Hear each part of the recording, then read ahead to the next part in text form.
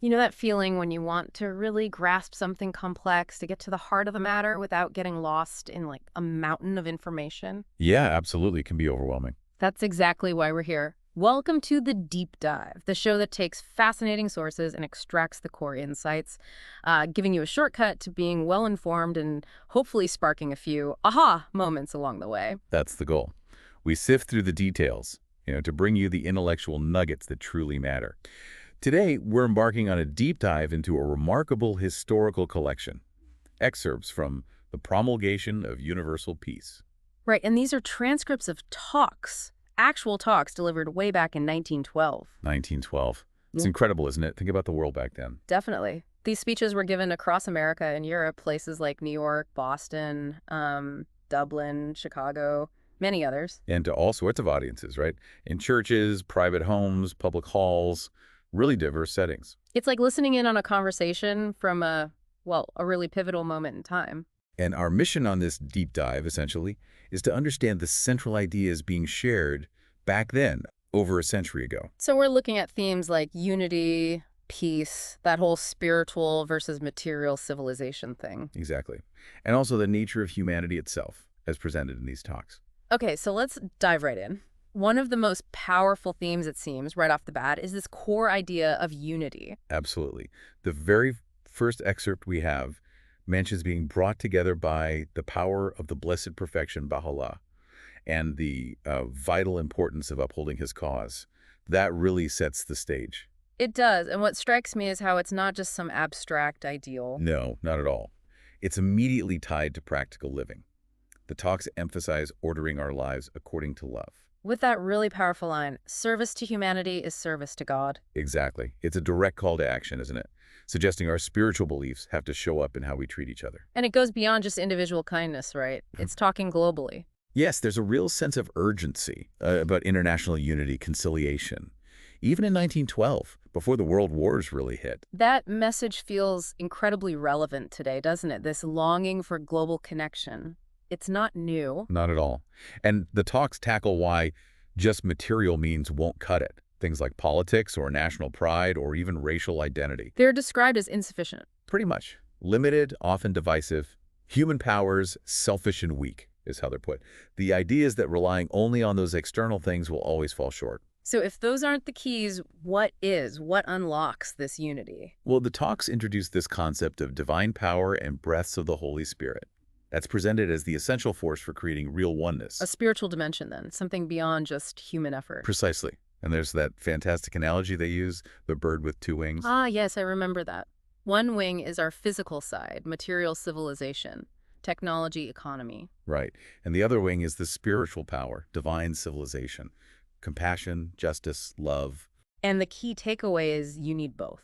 You can't fly properly with just one. Exactly. Both are absolutely essential for humanity to soar, as you said. And it connects this to history, saying all the prophets basically came to promote this spiritual side, this morality. It's presented as a consistent thread, yes, an underlying spiritual message throughout history. And there was a specific hope mentioned for America back then. Yes, a vision for America, this relatively young nation in 1912, to become a distributing center of spiritual enlightenment, linking its material success with potential spiritual influence. That's a big vision. Now, this next point really caught my attention about individual differences. Oh, the garden analogy. Yes, that our differences aren't a problem, but actually a reason for unity, like a garden with all sorts of flowers. It's a beautiful image, isn't it? The idea that our diversity, our uniqueness actually adds to the beauty and richness of the whole. It's a strength. So the call is to strive to live in harmony because of our differences, like waves of one sea. Or trees of one forest. It's all about interconnectedness, how our differences complement each other. And there's this real plea, after centuries of conflict, bloodshed, and strife, to finally build these bonds of unity, like humanity needing to grow up. A call for maturity, definitely. Which Wow. leads nicely into exploring that relationship between the spiritual and material more deeply. Okay, so there's another analogy here. Yes, the lamp and the light. Material civilization is like the lamp, the physical structure, Our technology, our infrastructure. right? And spiritual civilization is the light inside the lamp. Our values, our ethics, our inner development. Got it. So the lamp is great, but without the light. It's empty, or maybe even dangerous. Perfection comes from their union, like a beautiful body needing the spirit of life. And the observation in 1912 was that America had the lamp. A very advanced lamp, yes. Great material progress. But the spiritual light, the spiritual civilization, hadn't kept pace. There was a concern about imbalance. Which raises a fundamental question they also tackle. How do we even know it's true? Yes. The idea of seeing truth dimly, through variegated glasses, our biases, our limitations. As opposed to seeing clearly through, was it translucent mirrors of pure hearts? Exactly. It points to the need for inner clarity. And then they critique some common ways we think we gain knowledge. Right. 4 criteria or avenues are mentioned as being, well, unreliable on their own. Okay, what are they? Our senses, what we see, hear, touch. Our intellect alone. Tradition, or just relying on others' interpretations. And even personal inspiration. Wait, inspiration, isn't intuition usually seen as a good thing? Well, the talks add a crucial nuance. Yes, inspiration can be a powerful inner prompting, but negative impulses, satanic promptings, can also come from the human heart. So how do you tell the difference reliably? That's the challenge. That's a really important distinction. Okay, so if those 4 are potentially flawed, what is presented as the trustworthy source? The breathsome promptings of the Holy Spirit. This is put forward as the infallible standard, the divine guide that quickens the human mind and leads to genuine truth beyond our personal biases. I see, and that ties into the next major section, doesn't it? About serving the poor. It does. There's that direct echo of Jesus, blessed are the poor. And the idea that the kingdom, this spiritual reality, is especially for them. It's emphasized that both Jesus and Baha'u'llah associated with the poor, Baha'u'llah even taking the title, the Poor One. It shows a deep identification, a profound spiritual significance given to those often overlooked. And the message for everyone else is? To be servants and helpers of the poor, they're seen as dear to God, dependent on Him. It contrasts sharply with potential negligence or worldliness among the wealthy. It really flips conventional status on its head. This theme of connection keeps coming up, like how cooperation is essential for humans, unlike some animals. Exactly. While some creatures can be solitary, humans need cooperation and association to thrive, individually and collectively. Using examples like villages, cities, countries benefiting from working together, it seems obvious, but... But easily forgotten, right? Yeah. Especially when individual gain or nationalism takes over. And the talks connect the very act of people gathering, like those audiences back then, to bridging divides. Yes, specifically mentioning the link between East and West, Orient and Occident, and how such meetings foster cooperation. There's a definite optimism in these talks, isn't there? About human potential. Very much so. The speaker notes the radiant faces and positive spirit in the audiences. And links this to Baha'u'llah's influence in uniting East and West through the Holy Spirit, something seen as impossible through just politics or economics. It underscores the power of spiritual principles to overcome divisions. And this idea that humanity itself is maturing, moving from infancy to adulthood collectively. Yes, that this current cycle is one of unprecedented progress, both materially and potentially spiritually. And that within each person, there's this universal spirit capable of infinite perfection. It's a very empowering view of our potential, our spiritual journey. Let's turn to equality and justice. There's a very direct statement about race relations in America at the time. Incredibly direct, urging gratitude and love between white and black people, looking towards a future where race distinctions vanish, where everyone is just human. Based on what principle? That the true measure is intelligence and spirit, not skin color, which is called accidental in nature, a strong affirmation of inherent spiritual equality. And that anyone reflecting divine qualities, regardless of appearance, reflects God's image. Profound, isn't it?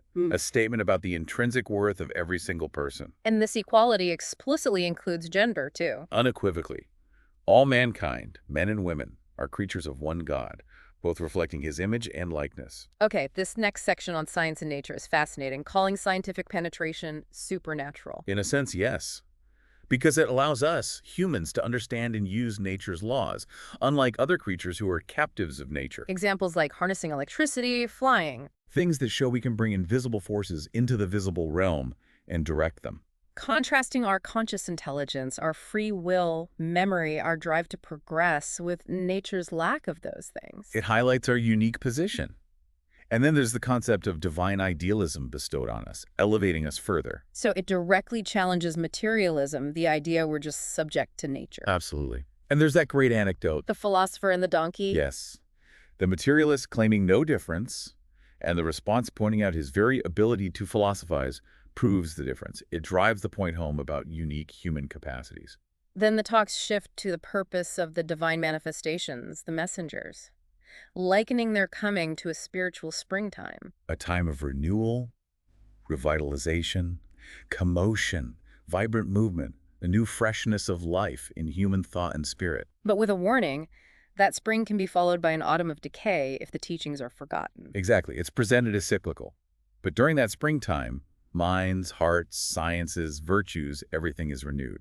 And the era the talks were given in the early 20th century was seen as such a time, a century of radiance. Yes, attributing the rapid advancements compared to past eras to the power of this spiritual springtime. Now, about consultation, there's a specific kind of consultation being advocated for, right? Yes, a spiritual consultation aimed at finding the light of truth together, not just airing opinions or having political debates. But contrast it with a negative example. Right, a Senate session marked by arguments and confusion. True consultation is about collaborative truth-seeking, putting ego aside. Which leads directly into tackling prejudice. And the message there is blunt.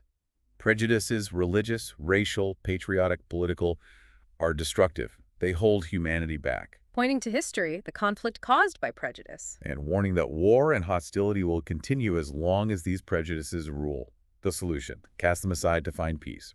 Then the role of religion itself comes under scrutiny. And the standard is high. Religion must cause love and fellowship, be a remedy for human problems. And if it causes enmity instead? Then its abolition would be preferable. That's a radical statement about religion's true purpose. Plus, the insistence that it must align with science and reason. Absolutely. If it contradicts science or logic, it's just superstition. Our minds, our reason, are gifts from God for investigation. And blind imitation, disconnected from reason, is why many reject religion. That's the argument.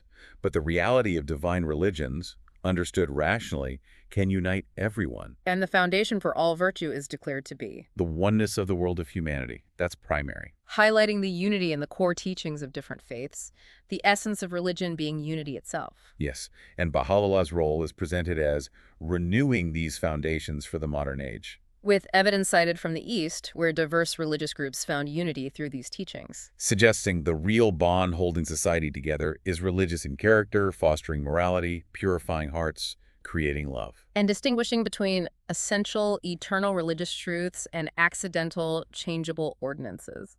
Arguing that clinging blindly to the changeable parts has caused major divisions. Okay, shifting gears slightly to economics. What's the teaching there? A need for readjustment and equalization of economic standards, addressing the stark gap between rich and poor How should that happen? through both legislation and voluntary sharing by the wealthy. A combined approach. And this idea of a storehouse. Yes, a community resource to support those in need, struggling farmers, orphans, the disabled, the poor. The core idea is that God provides for all, and true happiness depends on everyone's welfare. Contrasting this with forced equality. Like Bolshevism, yes. Promoting instead an equality born from a ready willingness to share, inspired by spiritual teachings, and internal motivation, not external force. Then there's the oneness of God and the manifestations, the sun and mirrors analogy. A very powerful one. The Son of Divinity reflects in different mirrors the prophets. And the danger is getting attached to just one mirror. Exactly. Loving just the mirror, not the sun itself. So when the sun shines in a new mirror, you miss it. Like the reaction of some to Jesus. The point being that the divine reality, the bestowals, are fundamentally one, even if expressed differently over time. Precisely. Now, the talks confront war very directly. Yes, highlighting the devastation throughout history, the flimsy pretexts used. And contrasting human ferocity, often from selfishness, with animal ferocity, born of necessity. Pointing out the hypocrisy of condemning individual murder while glorifying mass killing in war. The assertion is that ferocity isn't truly human, that our purpose is welfare, not death. That's the core message. And the danger of material progress without spiritual progress is shown in how warfare becomes even more destructive. But there's hope expressed, too. Yes, hope that the lights of the sun of reality will end strife, fanaticism, bigotry, and unite everyone under truth. reiterating that all religions share one reality, urging people to look past the imitations. And mentioning the cruelty seen in places like Tripoli at the time, questioning its justification. Comparing humans unfavorably to domestic animals that live peacefully. Attributing warfare to human greed, hatred, selfishness, and highlighting the suffering of ordinary people caused by rulers living in luxury. But then love is presented as the foundation. The absolute foundation. Love is the cause of existence. Its absence, the cause of disintegration. With proof drawn from nature, attraction in minerals, growth in plants, bonds in animals. Yes, showing this principle at work everywhere.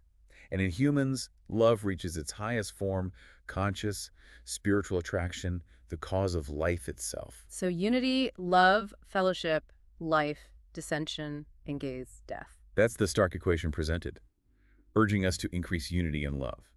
Again, contrasting peaceful domestic animals with predatory beasts. And holding up the infinite love shown by the manifestations, their sacrifices for humanity. The love of God is seen as the source of everything good, connection, resuscitation of the world. It's the ultimate power. What about the soul, its eternal nature? The talks address this directly. Our physical bodies decompose, that's mortality. But the inner reality, the spirit. It's not made of elements, so it can't decompose. Exactly. Based on the scientific idea that single elements don't die. And our spirit isn't affected by physical changes to the body, injury, weakness, amputation. Proving its independence from the physical. Right. Since death is change and disintegration of the physical, and the soul isn't subject to that, it's immortal. And the purpose of gatherings like the ones where these talks happened. Purely for love, announcing the kingdom, reflecting God's light, binding hearts, serving humanity, promoting peace, illuminating the world. Unlike gatherings for limited personal motives. The importance of black and white unity comes up again. Yes, expressing happiness at seeing them together, emphasizing God sees no color, only purity of heart matters. Using the dove analogy, different colors flocking together. And asking, if animals aren't bothered by color, why should intelligent humans be? Stressing character, faith, good deeds as the real criteria before God. And that beautiful rose garden image, again, diverse colors together, each making the others more beautiful. That's the model for humanity. With the assurance that striving for this unity brings divine help and blessings. Definitely. But there's also a warning about facing opposition. Right, anticipating negative reactions after the speaker leaves. And urging firmness, poise, serenity. Comparing opposition to, like, harmless bird chatter that will pass. And suggesting opposition can even unintentionally help spread the message. Paradoxically, yes. Referencing Christ's history, opposition often drew more attention. The core teaching of the oneness of humanity from Baha'u'llah is strongly restated. Ye are all the leaves of one tree. No racial distinctions in God's sight.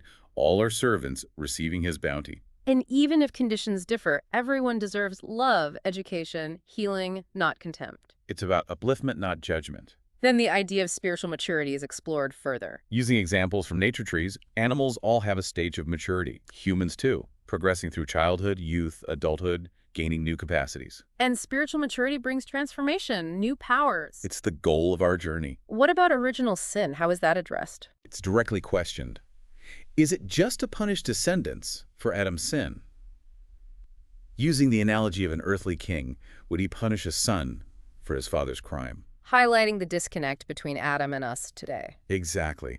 And the sacrifice of Christ is explained differently. Not as payment for sin, but as willingly facing suffering and death out of love to proclaim his message and guide humanity, motivated by love. okay, and then a very specific, unique feature of Baha'u'llah's revelation is introduced. Yes, the appointment of the center of the covenant, presented as crucial for safeguarding unity, preventing schism. So one designated person to interpret the teachings. To interpret and explain, yes, preventing individuals from creating their own conflicting versions and sects. And there's a warning against questioning this or following personal interpretations. A strong caution, yes.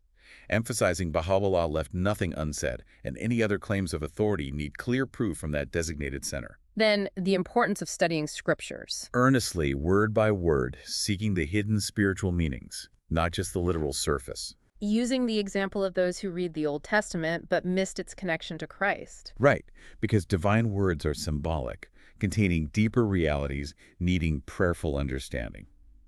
What about God and creation? Are they eternal? That's the argument. Just as God has no beginning, always creator, provider, his attributes, must have always been expressed through creation. Like the sun always having light and heat. Exactly. A time without creation would imply God wasn't always God, denying his eternal divinity. So creation itself is without beginning, much older than often thought. That's the conclusion drawn. And finally, the role of the manifestations as educators. Yes, divine educators and trainers who dispel our lower nature's darkness, purify imperfections, awaken our spiritual potential. Transforming ignorance to wisdom, savagery to love, injustice to justice. Selfishness to selflessness, arrogance to humility, earthly to heavenly, material to divine, immature to mature.